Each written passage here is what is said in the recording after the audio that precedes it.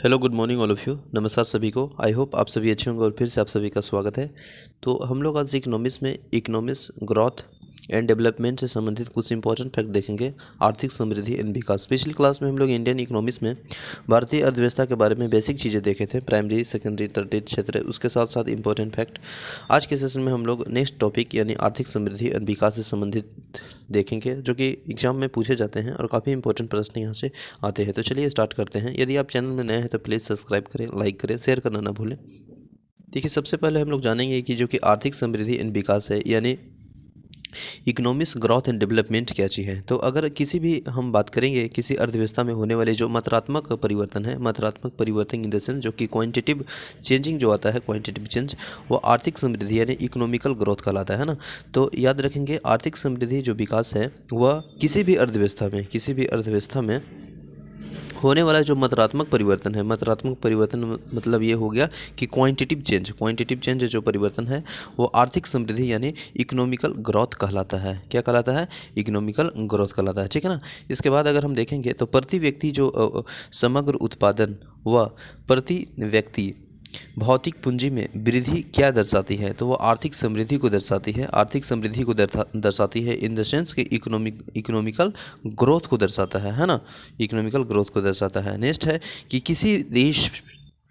यदि किसी देश में पूंजी निर्माण यानी कैपिटल फॉर्मेशन हो रहा है तो उसकी अर्थव्यवस्था पर क्या प्रभाव पड़ेगा। तो अगर किसी भी देश में मान लीजिए कैपिटल फॉर्मेशन हो रहा है तो उसकी जो अर्थव्यवस्था है, उसकी जो इकोनॉमिक्स है, उस पर जो इफेक्ट पड़ेगा वो आर्थिक समृद्धि में अनिवार्य रूप से वृद्धि होगी। बिल्कुल वृद्धि होगी आर्थिक रूप से, है ना। तो वृद्धि होगी, याद रखेंगे। नेक्स्ट है कि किसी भी देश के लिए आर्थिक समृद्धि का सबसे उपयुक्त मापदंड किसे माना जाता है।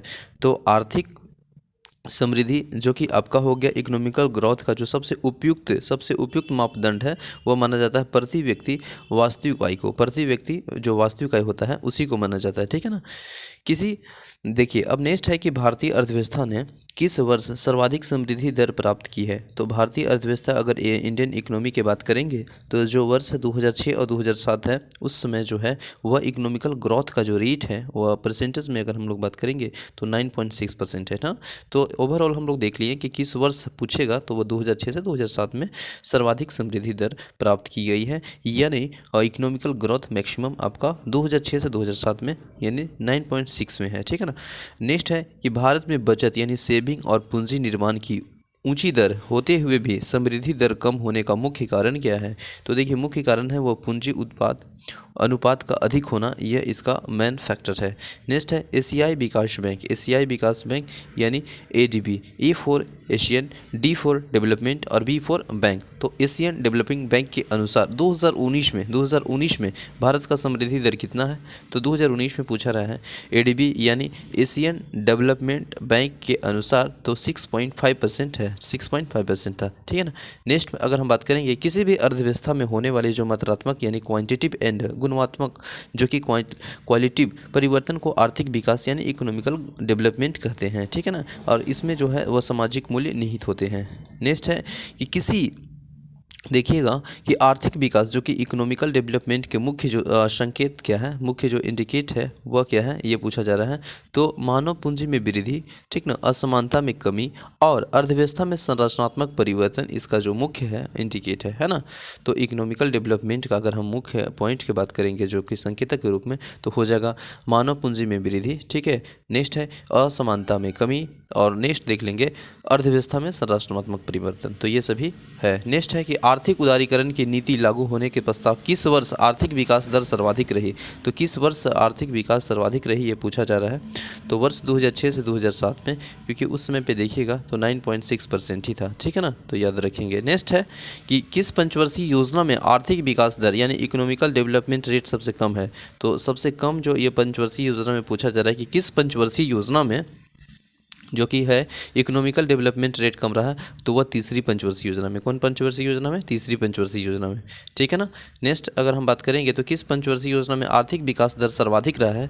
अगर कम पूछेगा तो तीसरी और सर्वाधिक पूछेगा 7.8 रही है, वह 11वीं पंचवर्षीय योजना में, है ना। नेक्स्ट है सकल घरेलू उत्पाद जीडीपी में परिवर्तन की दर क्या कहलाती है। तो आर्थिक विकास दर कहलाती है। परिवर्तन का दर जो है वो आर्थिक विकास दर कहलाती है। ठीक है ना।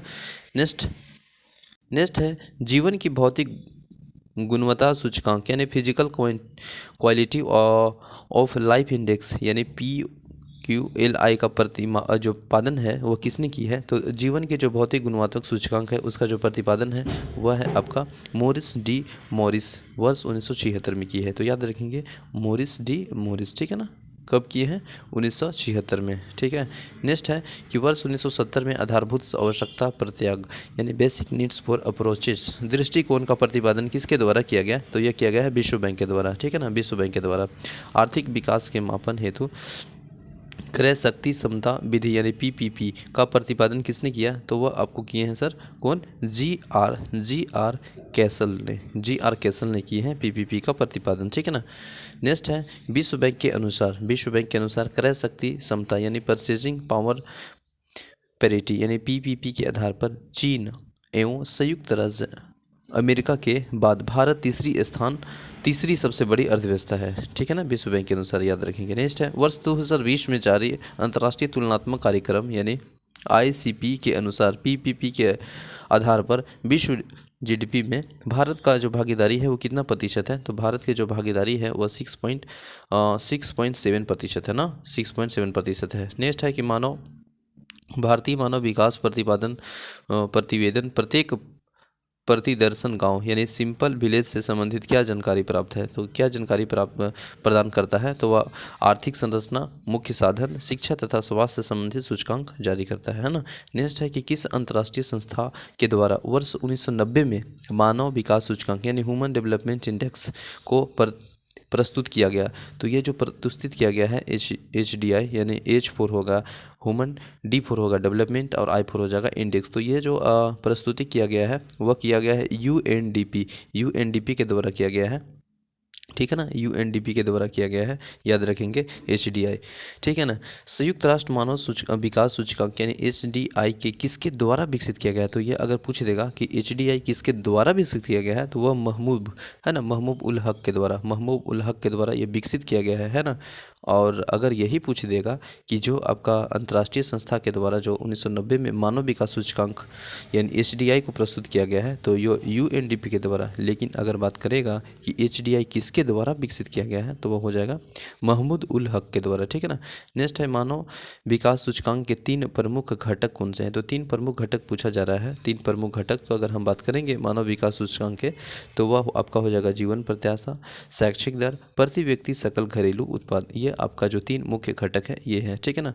नेक्स्ट है कि जीवन प्रत्याशा सूचकांक यानी लाइफ एक्सपेक्टेंसी इंडेक्स जो है LEI की गणना हेतु अधिकतम आयु प्रत्याशा 85 वर्ष तथा न्यूनतम आयु प्रत्याशा 20 वर्ष की ली जाती है ना। तो अधिकतम की बात करेगा तो 85 वर्ष, न्यूनतम की बात करेगा तो 20 वर्ष ली जाती है। मानव विकास रिपोर्ट 2019 में किस देश का प्रथम स्थान था? तो वह नॉर्वे के था, ठीक ना, नॉर्वे का था प्रथम स्थान, 2019 में बात की जा रही है। सतत आर्थिक विकास से क्या अभिप्राय है? तो सतत आर्थिक विकास से जो अभिप्राय है वह वर्तमान की पीढ़ी के विकास के साथ साथ भविष्य का आर्थिक विकास, ये इसका अभिप्राय है। अगर हम बात करेंगे एक इम्पोर्टेंट यहाँ पे प्रश्न बन जाते हैं कि ह्यूमन डेवलपमेंट इंडेक्स, ठीक ना, HDI।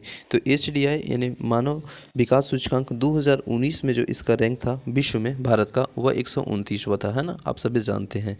लेकिन अगर हम बात करेंगे 2021 में तो 2021 में जो मानव विकास सूचकांक यानी ह्यूमन डेवलपमेंट इंडेक्स का जो स्थान है वह 131वां स्थान है, ठीक ना, याद रखेंगे 2 पैदान पर।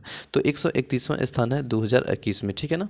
तो आई होप आप समझ गए होंगे ये सेशन, ठीक है ना। और आप सभी से यह उम्मीद है कि आप इसे लाइक करें, शेयर करें, ठीक है। और आई होप मिलते हैं नेक्स्ट सेशन में, तब तक के लिए बने रहें। जय हिंद।